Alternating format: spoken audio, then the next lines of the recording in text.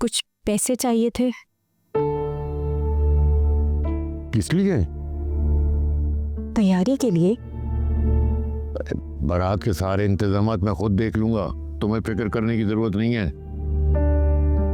लेकिन अंबर की भी तो कुछ तैयारी करनी है ना, जहेज बनाना है, कपड़े लेने हैं उसके। तुमने अब तक कोई तैयारी नहीं करके रखी? कुछ थोड़ी बहुत तो की हुई है। हाँ तो बस ठीक है, दे दो उसे। लेकिन वो इतना तो नहीं है कि मैं जहेज के नाम पे उसको दे दूं।